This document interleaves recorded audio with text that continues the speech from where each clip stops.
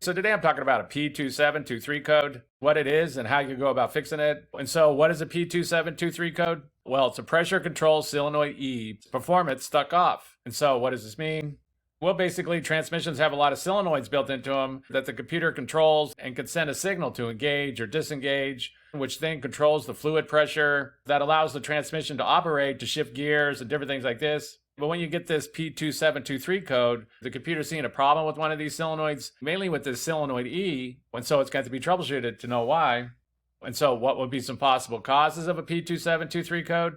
Well, the first thing to go and do whenever you have a transmission problem really is, if possible, is go check the transmission fluid and be sure it's at the correct level. Because if the transmission fluid's really low, then that's going to cause problems. The transmission's not going to be able to operate correctly. Many newer vehicles, they no longer let you check the transmission fluid. There won't be no dipstick. So you may or may not be able to go and check the transmission fluid. But if you can, it's a good idea to go check it and be sure it's not low. And if it is low, to add some in.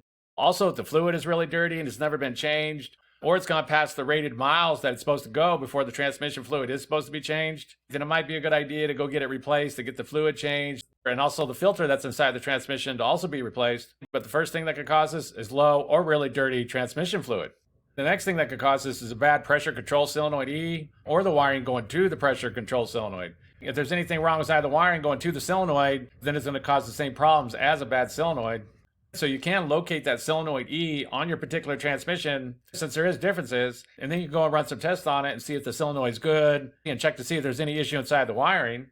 It's always a good idea to get a diagram or a schematic for your particular vehicle. That way you know for sure what's going on. But it is common for those solenoids to be getting 12 volts going to them. So you can use a multimeter. You can go and check them and be sure they're getting voltage. You can also use a multimeter to check this coil that's inside the solenoid to check to see if it's good.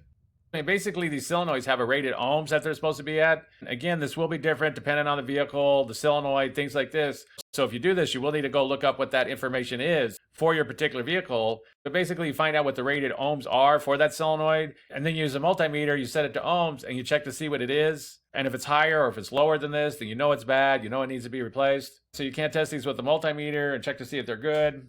There's also some other ways you go about testing that solenoid, but the next thing that could cause this is a bad pressure control solenoid E, or the wiring going to it. And the next thing that could cause this is that there's some kind of issue going on inside the transmission that's stopping that solenoid from working correctly. And so this would be something like a blocked up passage where the fluid can't flow to that solenoid, or a bad pump, or a bad valve body, or something like that. Basically, anything that could stop that solenoid E from working correctly. If there's something going on with the transmission, like a passageway is blocked and no fluid can get to that solenoid E, then that's going to cause problems. Usually if that happens, you're going to be getting a lot of other codes. So if you are getting a lot of other codes, be sure to pay attention to that, because the next thing that could cause this is some kind of transmission problem.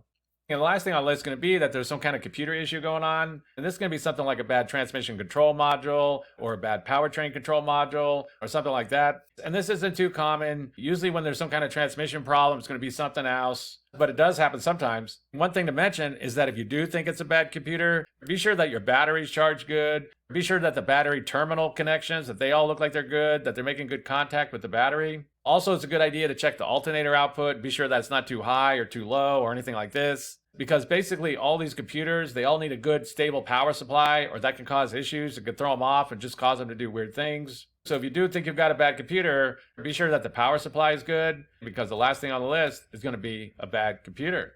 And so that's basically it. I just wanted to give a basic overview of how you go about fixing a vehicle with the P2723 code. If you have anything to add, please comment down below. If you have any questions, ask me. I'll try to answer them. If this video helps you, please click like, please click subscribe, and have a good day.